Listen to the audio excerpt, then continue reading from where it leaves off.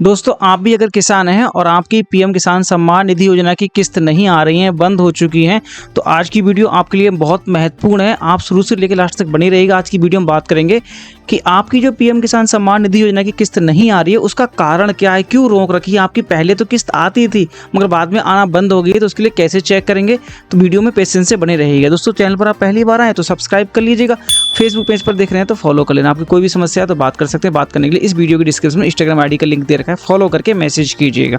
तो दोस्तों सबसे पहले आपको क्या करना है, आपको अपने मोबाइल में आना है या लैपटॉप में आना है, यहाँ टाइप करना है पीएम किसान। ठीक है, यहाँ पे आप क्लिक करेंगे या आपके सामने देखिएगा फर्स्ट ऑप्शन पीएम किसान सम्मान निधि। इस पे आप क्लिक करेंगे तो आपके सामने कुछ इस टाइप का इंटरफेस होगा। आपको एक ऑप्शन ढूंढना है नाउ योर स्टेटस। ठीक है, यहाँ पे आपको क्लिक करना होगा। जैसे आप इस पर क्लिक करेंगे तो यहाँ पे आपको इंटर रजिस्ट्रेशन नंबर फिल करना होगा। इंटर रजिस्ट्रेशन नंबर क्या होता है, जब आपको पीएम किसान सम्मान निधि योजना की किस्त आती है तो आपको यहाँ पे एक रजिस्ट्रेशन नंबर दिया जाता है। अगर आप यूपी से हैं तो यूपी करके स्टार्ट दिया होगा, दूसरे स्टेट से तो वहाँ दिया जाता है। या आपके पास अब रजिस्ट्रेशन नंबर नहीं है तो आपको क्या करना होगा, नाउ योर रजिस्ट्रेशन नंबर पर क्लिक करके यहाँ क्लिक करेंगे। आपको अपना मोबाइल नंबर डालना होगा या फिर दूसरा ऑप्शन आता है आपका आधार नंबर। या तो आप आधार कार्ड से अपना रजिस्ट्रेशन नंबर निकाल सकते हैं या फिर मोबाइल नंबर से निकाल सकते हैं, जो भी आपके पास हो वो डाल दीजिए। मगर ध्यान रखना है वो मोबाइल नंबर आपके उस योजना से लगा होना चाहिए और वही आपके आधार कार्ड से लगा होना चाहिए। ठीक है, तो आप दोनों ऑप्शन चूज करेंगे, मतलब अपना आधार कार्ड चूज के यहाँ आधार नंबर फिल करेंगे, यहाँ कैप्चा फिल करके गेट ओटीपी करेंगे। आपके पास ओटीपी आएगा और ओटीपी के आने के बाद आपके मोबाइल नंबर पर ही आपको वो आपका रजिस्ट्रेशन नंबर शो हो जाएगा। आपको बैक ऑप्शन पर अगेन क्लिक करना होगा। यहाँ पे आपको नाउ योर स्टेटस पर क्लिक करना होगा। यहाँ पे अपना रजिस्ट्रेशन नंबर डाल देंगे, कैप्चा डाल देंगे, गेट ओटीपी पर क्लिक करेंगे और ओटीपी फिल करने के बाद आपकी जो स्टेटस होगा वो ओपन हो जाएगा। किस तरह से वो होगा आपका इस तरह से। ठीक है, तो जैसे आप यहाँ देखेंगे कि यहाँ पे आपकी सारी डिटेल मेंशन होगी। यहाँ पे आपको दिखता है आपका रजिस्ट्रेशन नंबर, मैंने सिक्योरिटी पर्पज इसको हाइड कर दिया है। यहाँ पे आपका पूरा एड्रेस दिखेगा, फार्मर का नेम दिखेगा, देन मोबाइल नंबर दिखेगा और आपको एक चीज और दिखती है यहाँ फार्मर आईडी। तो पहली चीज ये ध्यान रखिएगा, अगर आपने फार्मर रजिस्टर आईडी अभी एक्टिवेट नहीं की है, मतलब फार्मर आईडी नहीं बनाई है, तो सबसे पहले अपना फार्म रजिस्ट्रेशन कर लीजिए। ये किन के लिए जरूरी है, जो पहले से पैसे ले रहे थे उनकी फार्मर रजिस्टर आईडी नहीं होगी, उनका जो पेमेंट आने वाला है उसको स्टॉप कर दिया है टेम्परेरी। ठीक है, तो दोस्तों आपको फार्मर आईडी कैसी बनानी है, मैंने उसकी वीडियो इस वीडियो के डिस्क्रिप्शन में दे रखा है, जरूर चेक कर लीजिएगा कि फार्मर आईडी कैसे बनाते हैं। अगर आपकी बन चुकी होगी तो यहाँ पे आपको फार्मर रजिस्टर आईडी का नंबर दिखेगा, यहाँ पे देख लेंगे। ये तो ही पहली चीज कि आपको पहले फार्मर रजिस्टर आईडी बना लेनी है। दूसरी चीज देखनी है एलिजिबिलिटी स्टेटस। यहाँ पे आपको क्लिक करेंगे, नीचे यहाँ क्लिक करेंगे तो आपकी ये जो ऑप्शन है ग्रीन होने चाहिए। कौन से, लैंड सीडिंग होनी चाहिए, आपकी ई-केवाईसी होनी चाहिए, आधार बैंक सीडिंग होना चाहिए कि आधार कार्ड से बैंक अकाउंट सीड है और कब हुआ है वो आपको यहाँ डेट दिख जाएगी। ठीक है, व्यू अकाउंट डिटेल दिख जाएगी। आपकी अकाउंट डिटेल क्या है, यहाँ पे देखेंगे कि आपका कोई भी अभी आधार कार्ड के द्वारा कोई भी लेटेस्ट में पेमेंट आपके बैंक अकाउंट में क्रेडिट नहीं किया गया, इसको आप क्लोज कर देंगे। अब सबसे बड़ा रीजन आपको दिखेगा कि आपका क्यों पैसा नहीं भेजा जा रहा, वो होगा reason of eligibility if any. यहाँ पे आप क्लिक करेंगे तो यहाँ दिखेगा आपका रीजन, क्या लिखा है, रीजन ऑफ इन एलिजिबिलिटी, आप कोई एलिजिबल नहीं है, उसका कारण क्या है। यहाँ दिया है your payment is temporary stop as your under suspected case both, ठीक है, of current and previous land ownership receive PM Kisan benefits.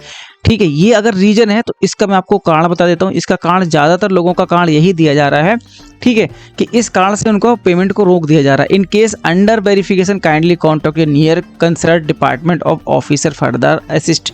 ये कह रहे हैं भाई अगर आपकी सही कोई प्रोसेस है वो वेरिफिकेशन में चल रही है तो आपको जो नियरेस्ट आपका डिपार्टमेंट है, कौन सा डिपार्टमेंट, कृषि विभाग डिपार्टमेंट, वहाँ से आपको कॉन्टैक्ट करना होगा। ठीक है, तो आपका ये रीजन है तो मैं आपको बता देता हूँ इसका क्या मतलब हुआ।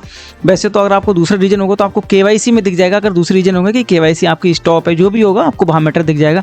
मेन कारण आपको यहाँ देखने को मिलेगा। ठीक है, तो यहाँ जो मतलब है both of the current and previous status ownership receive PM किसान, इसका मतलब ये है, बोथ का मतलब होता है दो लोग पीएम किसान सम्मान निधि योजना का पैसा ले रहे हैं। कौन से द्वारा, वो जो आप खाता नंबर डाला है, खसरा खतौनी नंबर डाला है, खेत का जो नंबर डाला है, उस खेत के रिकॉर्ड के हिसाब से दो लोग आपका पीएम किसान सम्मान निधि योजना का पैसा ले रहे हैं। अब इसका होता क्या मतलब है, मान लो इसमें ये होता है कि इसकी 2-3 कंडीशन होती है। पहली कंडीशन ये है कि आपने किसी से खेत लिया है, वाई किया है, तो उनका अगर पहले उनका रजिस्ट्रेशन दिखता होगा, मतलब उनको भी पैसा जा रहा है और आपने भी अप्लाई कर दिया है, तो उस टाइम पे आपको दोनों को पैसा नहीं मिलेगा। बोथ का ऑप्शन ये हुआ कि प्राइमरी ओनर है, जो इस जमीन का प्राइमरी ओनर था, उसको भी पैसा मिल रहा है और आपको भी पैसा मिल रहा है।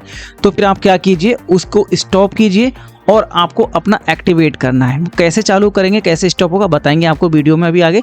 दूसरी चीज होती है कि अगर मान लो किसी के फादर एक्सपायर हो गए हैं और उनको पीएम किसान सम्मान योजना का पैसा आ रहा था और जो आपकी जमीन थी आपके नाम पर ट्रांसफर हुई, तो आप भी उस योजना का पैसा ले रहे हैं, हालांकि वो एक्सपायर हो चुके हैं तो वो उसका बेनिफिट्स नहीं ले रहे हैं, तब भी आपको इस टाइप का मिलेगा। तो आपको करना क्या होगा, आपको कंसर्न डिपार्टमेंट होता है, कंसर्न डिपार्टमेंट मतलब आपका एग्रीकल्चर डिपार्टमेंट है, उसके पास जाएंगे, उसका ऑफिसर के पास में, और वहां पे अपना मैटर बताएंगे। जैसे कि आपने नई जमीन खरीदी है तो उनको बताएंगे भाई कि खसरा खतौनी नंबर ले जाएंगे कि ये प्राइमरी ओनर थे, मैंने जमीन इनकी खरीद ली है, तो इनको आप क्लोज कीजिए, स्टॉप कीजिए और मेरा उसको एक्टिवेट कीजिए। पहली चीज, अगर आपके फादर एक्सपायर हो चुके हैं, वहां पे आपको डिटेल ऐड करवानी होगी कि जो बंदा था वो फादर थे वो एक्सपायर हो चुके हैं, और उसके बाद आपकी एक्टिव कर दी जाएगी, क्योंकि उनकी जो अकाउंट होगा इनएक्टिव कर दिया जाएगा, बंद कर दिया जाएगा। उसमें एक प्लस पॉइंट ये ध्यान जरूर रखना है, अगर आपका पैसा आपने निकाल लिया है, मान लो कि जैसे आपके एग्जाम्पल में आपके फादर एक्सपायर हुए फरवरी में और मार्च में आपकी किस्त आई और आपने उनके अकाउंट से मार्च अप्रैल मई जून के बाद पैसा निकाल लिया, सीधा समझिए जो आपका डेथ सर्टिफिकेट बना है,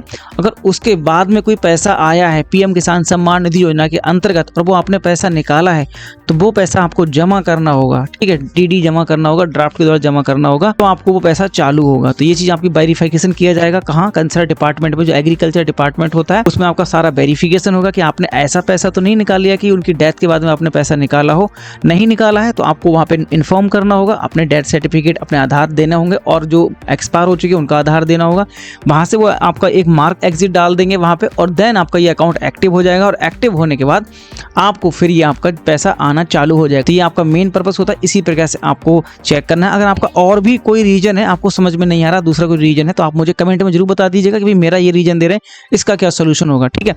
और दूसरी चीज, आपको हमेशा जब कोई बात आती है, कोई चेक करना होता है, आपको कंसर्न डिपार्टमेंट एग्रीकल्चर डिपार्टमेंट में जाके एक बार जरूर कंफर्म कर लेना है कि भाई आपका क्यों रोक रखा है, ठीक है। पहले तो आपको रीजन यहाँ दिया होता है, अगर आपको फिर भी कोई समझ में नहीं आता है तो एग्रीकल्चर डिपार्टमेंट होता है, वहां पे आपको जरूर चेक करना है, ठीक है। दोस्तों अगली वीडियो में हम बात करेंगे कि अगर आपने ये काम भी कर लिया है, ठीक है, आपने कंसर्न डिपार्टमेंट में बात कर ली, सब कुछ कर लिया है, फिर भी आपका बैलेंस नहीं आ रहा, तो हम अगली वीडियो में बताएंगे कि आपको इसको ग्रीवेंस डालना होगा। ग्रीवेंस कहाँ लगाएंगे, हम लगाएंगे पीजी पोर्टल पर, जो इंडिया का लगभग सबसे हाईएस्ट ग्रीवेंस पोर्टल है, वहां पे लगाएंगे और वहां से हमको क्या रिस्पॉन्स मिलता है, तो उसकी प्रोसेस जरूर जानेंगे।